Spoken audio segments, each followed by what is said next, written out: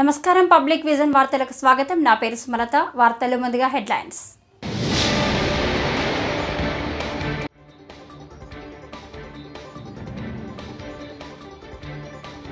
గత ప్రభుత్వం సీసీ కెమెరాల బిల్లులు కూడా చెల్లించలేదని హోంమంత్రి అనిత విమర్శ.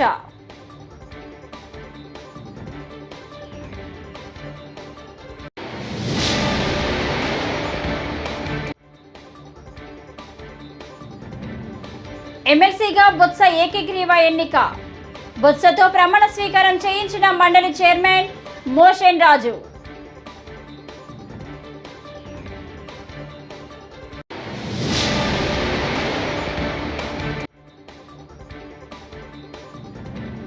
లోకేష్ ప్రజా దర్బార్కు 29వ రోజు విన్నపాలు వెల్లువెత్తాయి. సమస్యలు పరిష్కరించాలని మంత్రి లోకేష్ ను కలిసిన బాధితులు.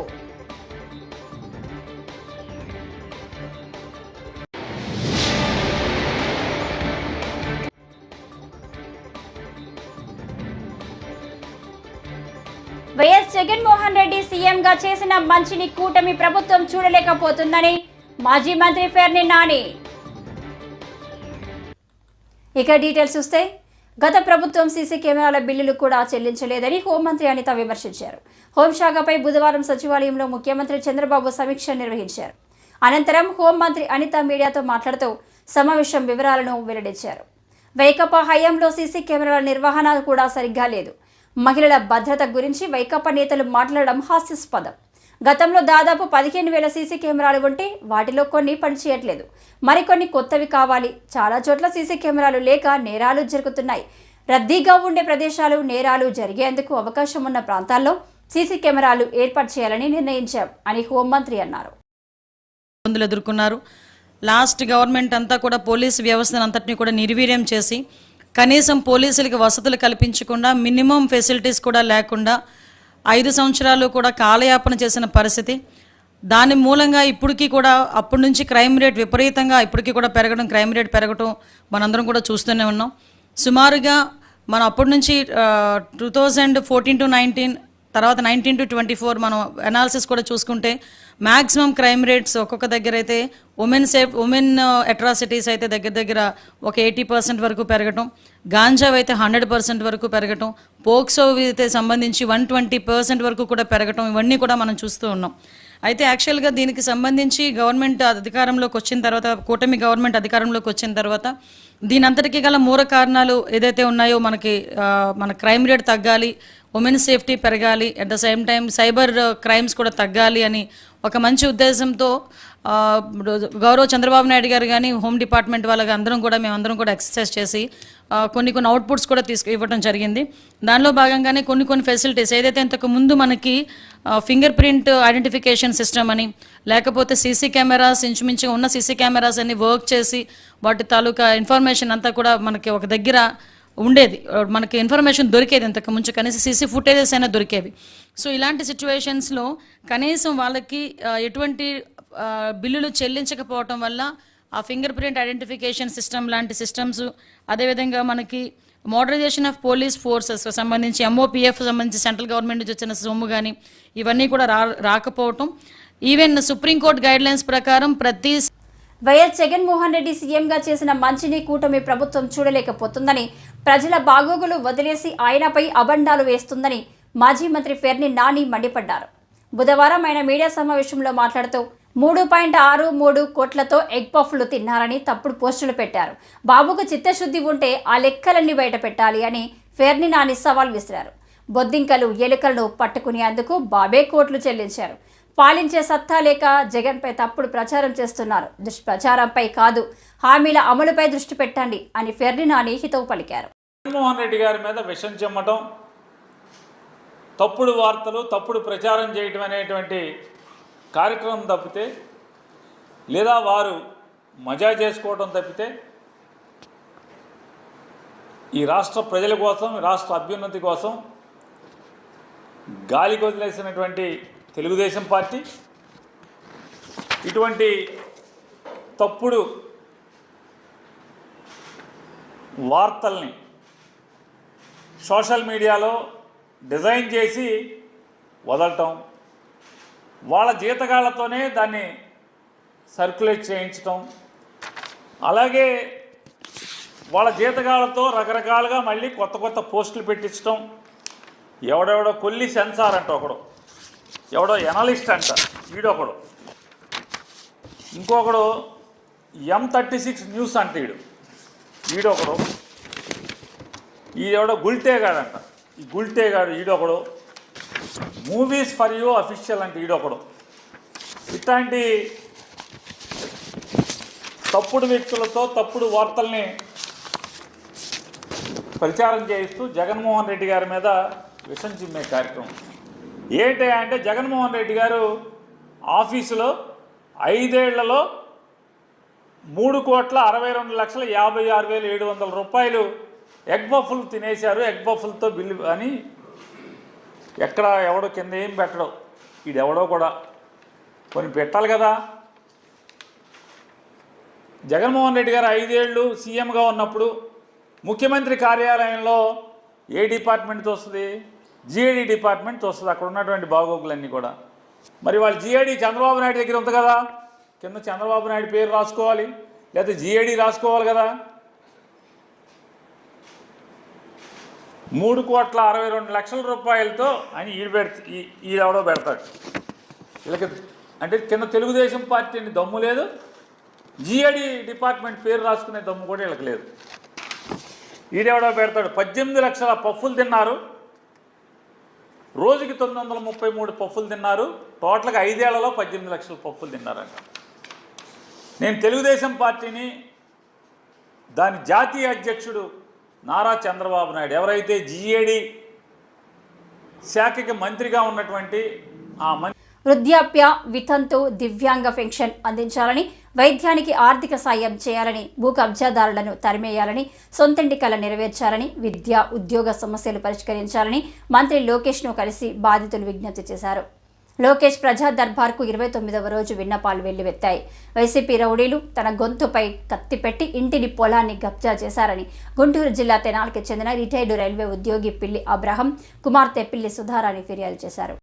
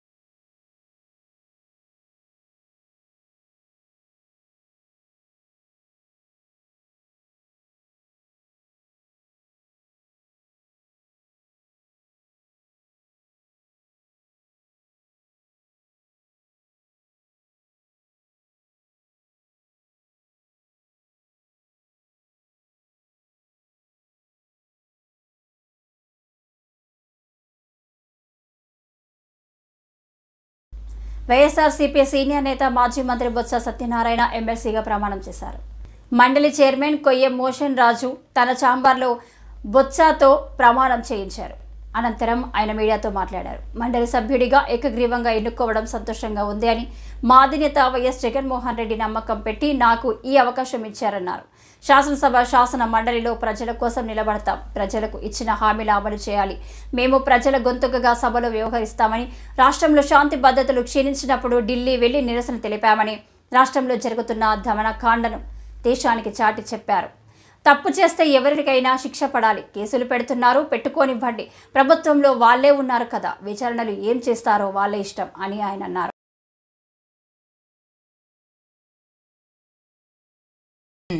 శాసనమండలి సభ్యుడిగా ఉండాలని మరి నిర్ణయించిన పార్టీ అధ్యక్షులు జగన్మోహన్ రెడ్డి గారికి, మరి వారితో పాటు ఇక్కడున్న పెద్దలందరికీ కూడా మళ్ళీ ఒకసారి నేను మనస్ఫూర్తిగా వాళ్ళకి కృతజ్ఞతలు తెలియజేస్తూ, తప్పకుండా వారి మనసులో ఏముందో, వాళ్ళు ఏదైతే కోరుకుని కార్యక్రమం చేయాలని కోరారో దాని అంతటినీ కూడా మరి నేను నిర్వర్తిస్తానని చెప్పి చేస్తానని చెప్పి మనస్ఫూర్తిగా వాళ్ళకి మాటిస్తున్నాను ఈ నేపథ్యంలో. అది మండలంలో ఈసారి అంటే సీనియర్ వ్యక్తులు మండలంలో మీ రోల్ ఎలా ఉంది? ఎందుకంటే అసెంబ్లీకి ఎమ్మెల్యేలు రావట్లేదు అనేది మండలిలో అసెంబ్లీకి రాలేదు, అసెంబ్లీకి వచ్చారా, మండలిలో వచ్చారా లేదా ఇది సమస్య కాదు. ఏదైతే ప్రజల తరఫున మా పార్టీ బాధ్యతంగా ఈ అంశాలు అయితే ప్రజలకి దానివల్ల మంచి జరిగి మేలు జరుగుతుందో, ఏదైతే ప్రభుత్వాలు వచ్చి ప్రజలకు ఇచ్చిన మాటలు వాగ్దానాలు ఉన్నాయో అవి నెరవేర్చాలనేది తప్పకుండా నెరవేర్చి ప్రజలకు మేలు జరగాలనేది మా తాలూకు అభిప్రాయం. ఎవరి మీద బురదలాలని, ఎవరి మీద రాయిస్తాలని అది చూసి ఆనందించాలనేది మా అభ్యంతరం కాదు. బాధ్యతాయుతంగా ప్రజల పక్షాన ప్రజల గొంతుగా నిలబడి ఇవాళ మండలిలో మా పార్టీ తాలూకా వాడిని, మా పార్టీ అభిప్రాయాన్ని, విధానాన్ని, అలాగే ప్రజల తరఫున పడుతున్న ఏమైనా ఇబ్బందులు వస్తే ఆ ఇబ్బందులకి ప్రజల దృష్టికి సభ ద్వారా ప్రతి పేదవాడికి సొంత ఇల్లు ఉండాలన్న లక్ష్యంతో కూటమి ప్రభుత్వం పనిచేస్తుందని సమాచార గృహ నిర్మాణ శాఖ మంత్రి కొలుసు పార్థసారథి అన్నారు. కంకిపాడు మార్కెట్ యార్డులోని గృహ నిర్మాణ శాఖకు సంబంధించిన గోడౌన్ను స్థానిక ఎమ్మెల్యే బోడే ప్రసాద్తో కలిసి ఆయన తనిఖీ చేశారు. గృహ నిర్మాణానికి సంబంధించిన సిమెంట్ బస్తాలు, ఐరన్ నిల్వలను అడిగి తెలుసుకున్నారు. లబ్ధిదారులకు నాణ్యమైన సిమెంటు, ఐరన్ పంపిణీ చేయాలని సూచించారు. అనంతరం స్థానిక విలేకరులతో మంత్రి సారథి మాట్లాడుతూ ప్రతి పేదవాడికి సొంత ఇంటి కల నెరవేర్చాలన్న లక్ష్యంతో కూటమి ప్రభుత్వం పనిచేస్తుందన్నారు. పార్లమెంట్ సభ్యులు మిత్రులు కేశినేని చిన్ని గారికి, మిత్రులు సహచర శాసనసభ్యులు మైలవరం శాసనసభ్యులు వసంత కృష్ణ ప్రసాద్ గారికి, మిత్రులు తిరువూరు శాసనసభ్యులు శ్రీనివాస్ గారికి, కలెక్టర్ గారికి, కమిషనర్ గారికి, హౌసింగ్ డిపార్ట్మెంట్ ఎండీ గారికి, మా చీఫ్ ఇంజనీర్, ఇతర అధికారులకు, వివిధ శాఖల నుంచి వచ్చిన అధికారులకు, విలేకరులకు అందరికీ నా హృదయపూర్వక నమస్కారాలు. ఈరోజు ముఖ్యంగా వివిధ కాన్స్టిట్యున్సీల్లో ఉన్న హౌసింగ్ డిపార్ట్మెంట్కి సంబంధించిన సమస్యల గురించి చర్చించడం జరిగింది. మరి శాసనసభ్యులు కూడా ముఖ్యంగా వారి నియోజకవర్గాల్లో ఉన్న సమస్యల్ని ఈ సమావేశం దృష్టికి తీసుకొచ్చారు. ముఖ్యంగా హౌస్ సైట్స్కి సంబంధించి మైలవరం కాన్స్టిట్యున్సీలో చాలా ఇబ్బందికర పరిస్థితులు ఉన్నాయి. ఏదైతే గత ప్రభుత్వంలో హౌస్ సైట్స్గా ల్యాండ్ ప్రొక్యూర్ చేశారో, లేకపోతే హౌస్ సైట్స్గా ఏదైతే భూమిని నిర్ణయించారో అవి నివాసయోగ్యంగా కానీ, ప్రజలు అక్కడికి వెళ్ళటానికి ఎటువంటి ఆసక్తి కనపరచకపోవటం కానీ, అక్కడ నిర్మాణానికి సరైన పరిస్థితులు కొన్ని చోట్ల అర్హులైన ప్రతి ఒక్కరికి సంక్షేమ పథకాలు అందించాలని, ప్రభుత్వ లక్ష్య సాధనకు అనుగుణంగా అధికారులు అలసత్వం వీడి బాధ్యతతో పనిచేయాలని రాష్ట్ర సాంఘిక సంక్షేమ శాఖ మంత్రి డాక్టర్ డోడా బాల వీరాంజనేయ స్వామి అన్నారు. మంగళవారం విజయవాడ కార్యాలయంలో విభిన్న ప్రతిభావంతులు, వృద్ధులు, ట్రాన్స్జెండర్స్ సంక్షేమంపై అధికారంతో మంత్రి సమీక్ష సమావేశం నిర్వహించారు. కొన్ని ఇన్స్టిట్యూట్స్లో అడ్మిషన్ చాలా పూర్గా ఉన్నాయి, కొన్ని ఇన్స్టిట్యూట్స్లో బాగున్నాయి. దానికి ఒక బ్రాండ్ పడిన తర్వాత అడ్మిషన్స్ ఆటోమేటిక్గా వస్తాయి. లేదు ఫెసిలిటీస్ లేవు. నేను ఒంగోలు గేరింగ్ ప్రిపేర్డ్ స్కూల్కి వెళ్ళాను. బిల్డింగ్ 18లో కంప్లీట్ అయింది, 18-19లో కంప్లీట్ అయింది. మిగతా హాస్టల్స్తో పోల్చుకుంటే శానిటేషన్ కానీ మిగతావన్నీ కొంచెం బెటర్గా ఉన్నాయి. అవి చూసిన తర్వాత నేను పిల్లలు టాయిలెట్కి వెళ్తారు, ఎమర్జెన్సీ వస్తారు, ఏంటి అనేది చూసిన తర్వాత బెల్ పెట్టమని చెప్పేసి రోజు జయలక్ష్మి గారు ఉన్నప్పుడు చెప్పాను. తర్వాత వెంటనే మేడం గారు వచ్చారు, ఇంప్లిమెంట్ చేశారు. అంటే మాకు చూసిన తర్వాత ఆలోచన ఇంప్లిమెంట్ చేశారు. అక్కడ చదివే పిల్లవాడు ఒకడు వచ్చి మా కాన్స్టిట్యున్సీ విలేజ్ వాళ్ళ ఊరు చెప్పులు కింద దానికి వచ్చాడు. అక్రమ నిర్మాణాలపై తెలంగాణ ప్రభుత్వం చర్యలు తీసుకుంటే తనకు ఎలాంటి ఇబ్బంది లేదని బారాస కార్యనిర్వాహక అధ్యక్షుడు కేటీఆర్ అన్నారు. తన పేరు మీద ఎలాంటి ఫామ్ హౌస్ లేదని చెప్పారు. తెలంగాణ భవన్లో నిర్వహించిన మీడియా సమావేశంలో ఆయన మాట్లాడారు. తప్పు తాను చేసినా కాంగ్రెస్ వాళ్ళు చేసినా చర్యలు తీసుకోవాల్సిందేనన్నారు. తన మిత్రుడికి ఉన్న ఫామ్ హౌస్ను లీజుకు తీసుకున్నానని ఆయన చెప్పారు. తప్పు ఉండి దానిని కూల్చివేస్తే తనకు ఎలాంటి ఇబ్బంది లేదన్నారు. FTL బఫర్ జోన్లో ఉంటే తానే కూల్చి వేయిస్తానని స్పష్టం చేశారు. నేను ఒకటే చెప్తా ఉన్నా, నాకంటూ ఏ ఫామ్ హౌజు లేదు, స్పష్టంగా చెప్తా ఉన్నా. నా మిత్రుడు ఒక ఆయనకి ఫామ్ హౌస్ ఉంటే నేను లీజ్ మీద తీసుకున్నమాట వాస్తవం. ఒక 7-8 ఏళ్ళ నుంచి లీజ్ మీద ఉన్నమాట వాస్తవం. ఒకవేళ అది FTLలోనో బఫర్లోనో ఉంటే నా మిత్రుడికి నేను చెప్తా, దగ్గర ఉండి అవసరమైతే నేను కూడా పోయి, ఎందుకంటే నేను లీజ్ మీద ఉన్నా కాబట్టి అక్కడే ఉండి నేను దగ్గరుండి కూలగొట్టించి వస్తా. ఒకవేళ అందులో ఏమైనా తప్పు ఉంటే FTLలో బఫర్లో ఉంటే నేనే దగ్గరుండి కూలగొట్టించి వస్తా. కానీ నేను కాంగ్రెస్ ప్రభుత్వాన్ని ఒక మాట అడుగుతా ఉన్నా, సరే ఇలా ఏమైనా తప్పు ఉంటే కూలగొట్టరు, నో ప్రాబ్లం, కూలగొట్టండి, దానిలో నష్టమేం లేదు, వెల్కమ్. మంచి జరుగుతున్నప్పుడు అందరం ఆహ్వానించాల్సింది. కానీ నేరుగా అక్కడి నుంచి బయలుదేరి నాతో పాటు రండి మంత్రులు, పెద్ద పెద్ద కాంగ్రెస్ లీడర్లు, FTLలలో బఫర్లలో కట్టిన రాజభవనాలు నేను కూడా తీసుకొని మీ అందరం కలిసిపోదాం. నాతో పాటు మీరు కూడా రండి మీడియా, నేను దగ్గర నుండి తీసుకొని పోతా. నిన్న మొన్నటి నుంచి నేను కూడా చూస్తూ ఉన్నా సోషల్ మీడియాలో ఎట్లా బ్రహ్మాండంగా జూములు పెట్టి మరీ తీసినారు. గూగుల్ ఎర్త్తో అది గూగుల్ మ్యాప్స్ ఏందో కానీ చాలా చక్కగా పెద్ద పెద్ద కాంగ్రెస్ నాయకులు. పొన్నూరులో కొనసాగుతున్న భారత్ బంద్ మాల సంఘాల జేఏసీ పిలుపు మేరకు బుధవారం దేశవ్యాప్త బంద్లో భాగంగా గుంటూరు జిల్లా పొన్నూరు పట్టణంలో మాల సంఘాల జేఏసీ ఆధ్వర్యంలో పూర్తి స్థాయి బంద్ను ప్రకటించి పట్టణంలోని డాక్టర్ బిఆర్ అంబేద్కర్ సెంటర్ వద్ద బస్సులను ఆపి గంట సేపు నిరసన తెలిపారు. అనంతరం పట్టణంలోని అన్ని వ్యాపార సముదాయాలను ప్రభుత్వ, ప్రైవేటు విద్యా సంస్థలను మూయించి వేశారు. పట్టణ ప్రజలు అన్ని వ్యాపార సంస్థల వారు బంద్కు సహకరించాలని కోరారు. కార్యక్రమంలో మాల సంఘాల జేఏసీ నాయకులు, కార్యకర్తలు పాల్గొన్నారు. రద్దు చేయాలి ఎస్సీ ఎస్టీ బీసీ మైనారిటీలపై సుప్రీంకోర్టు ఇచ్చిన తీర్పులన్నీ రద్దు చేయాలి. ఎస్సీ ఎస్టీ బీసీ మైనారిటీలపై సుప్రీంకోర్టు ఇచ్చిన తీర్పులన్నీ రద్దు చేయాలి. రద్దు చేయాలి. ఎస్సీ ఎస్టీ బీసీ మైనారిటీలపై సుప్రీంకోర్టు ఇచ్చిన తీర్పులన్నీ రద్దు చేయాలి. రద్దు చేయాలి. సుప్రీంకోర్టుని రద్దు చేయాలి. రద్దు చేయాలి. కులోన్మాద సుప్రీంకోర్టుని రద్దు చేయాలి. రద్దు చేయాలి. మతోన్మాద సుప్రీంకోర్టుని రద్దు చేయాలి. రద్దు చేయాలి. బ్రాహ్మణీయ సుప్రీంకోర్టుని రద్దు చేయాలి. రద్దు చేయాలి. మనువాద సుప్రీంకోర్టుని రద్దు చేయాలి. Down down Modi, down Modi, down BJP, down RSS, down down RSS, down down రాజ్యాంగ వ్యతిరేకులు, రచించాలి రాజ్యాంగ వ్యతిరేకులు, రచించాలి ఎస్సీ ఎస్టీ వ్యతిరేకులు, రచించాలి మైనారిటీ వ్యతిరేకులు, రచించాలి బీసీ వ్యతిరేకులు, రచించాలి సుప్రీం. ఎస్సీ వర్గీకరణపై సుప్రీంకోర్టు ఇచ్చిన తీర్పు పునరాలోచించాలని ముసునూరు మండలం మహిళా వైసీపీ నాయకురాలు స్వరూపారాణి అన్నారు. బుధవారం నూజివీడు పట్టణంలో ఎస్సీ వర్గీకరణకు వ్యతిరేకంగా మాల మహానాడు ఆధ్వర్యంలో ఆందోళన చేశారు. ఎస్సీ వర్గీకరణ ఆపాలని నినాదాలు చేశారు. ఈ సందర్భంగా పట్టణంలో బంద్ నిర్వహించారు. మాల మహానాడు నాయకులు, కార్యకర్తలు పాల్గొన్నారు. ఈరోజు ఆగస్టు 1వ తారీఖు సుప్రీంకోర్టు ఇచ్చిన తీర్పు మేరకు మరి వెనుకబడిన వర్గాలకు ఏదైతే రిజర్వేషన్ కల్పించిందో దాన్ని తుంగలో దొక్కే విధంగా ఉండడం వల్ల ఆ తీర్పుని వ్యతిరేకిస్తూ ఈరోజు బంద్ కార్యక్రమాన్ని చేపట్టడం జరిగింది. మరి మాకు ఎవరి మీద కూడా ఎటువంటి వ్యతిరేకతలు లేవు. కేంద్ర ప్రభుత్వానికి, రాష్ట్ర ప్రభుత్వానికి కూడా మేము విన్నవించుకుంటున్నాము. 59 ఉపకులాలు ఏవైతే ఉన్నాయో వాటన్నిటికి కూడా సముచిత న్యాయం కావాలని మేము ఈ బంద్ నిర్వహించడం జరిగింది. దీనికి మీరు కట్టుబడి ఉండి ఇచ్చిన తీర్పు ఏదైతే ఉందో దాన్ని మరలా పునరాలోచన చేసి మరి ఏదైతే రాజ్యాంగం గతంలో అది రాజ్యాంగానికి విరుద్ధమని తీర్పునిచ్చిందో దాన్ని మరొకసారి వెనక్కి తీసుకోవాలని ఈరోజు తెలియజేసుకుంటున్నాను.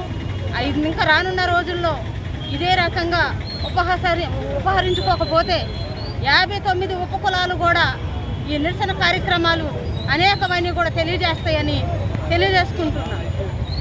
మహిళలపై దాడులు పునరావృతం కాకుండా చట్టాలు కఠినతరం చేయాలని జనసేన మంగళగిరి నియోజకవర్గ ఇన్ఛార్జ్ చిల్లపల్లి శ్రీనివాసరావు అన్నారు. కలకత్తా ఘటనకు నిరసనగా జనసేన ఆధ్వర్యంలో మంగళగిరి పాత బస్టాండ్ సెంటర్ వద్ద నుంచి కొత్త బస్టాండ్ సమీపంలోని అంబేద్కర్ బొమ్మ వద్ద వరకు క్యాండిల్ ర్యాలీ నిర్వహించారు. చిల్లపల్లి మాట్లాడుతూ కూటమి ప్రభుత్వంలో మహిళల రక్షణకు ప్రత్యేక చర్యలు చేపట్టినట్లు తెలిపారు.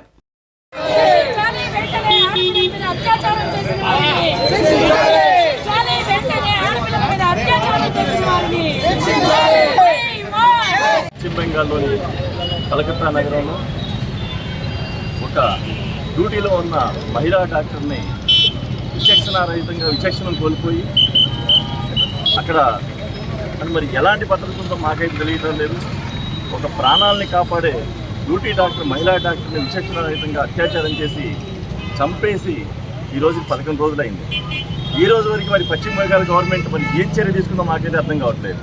నిజంగా ఇలాంటి వాళ్ళని అంటే నేను సొసైటీలో అనవచ్చో తెలియదు, కానీ ఇమ్మీడియట్లీ అలాంటి వ్యక్తుల్ని షూట్ చేసేయాలి గవర్నమెంట్. అంటే అంత దారుణంగా ఆ యొక్క న్యూస్ చూస్తామంటే నిజంగా ఎంతమంది సొసైటీలో ప్రాణాలు కాపాడే మహిళా డాక్టర్లు ఇంత 11 రోజులైనా కానీ ఇంతవరకు వాళ్ళ మీద చర్యలే లేవు.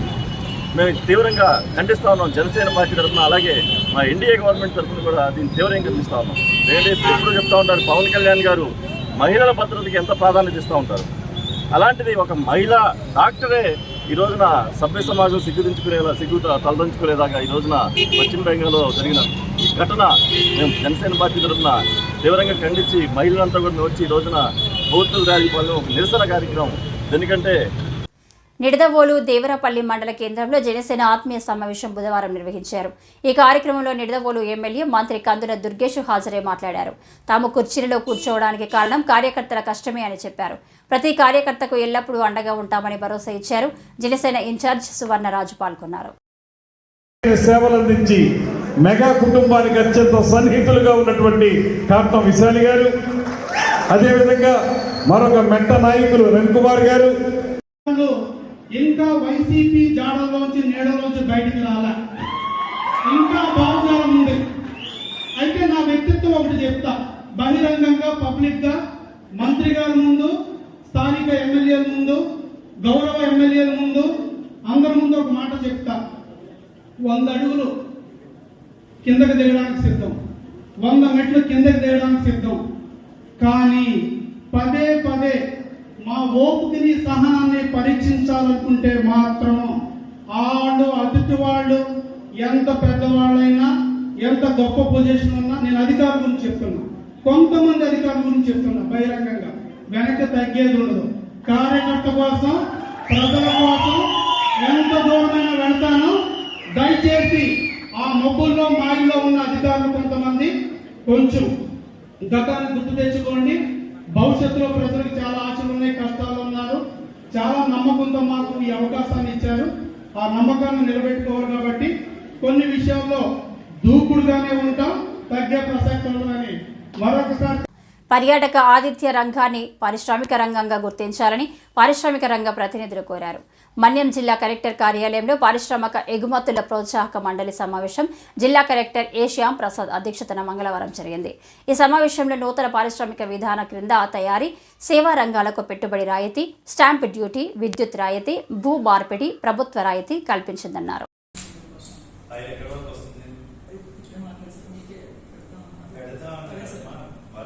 సీజన్ అయిపోయిన తర్వాత ఏం ఉపయోగం?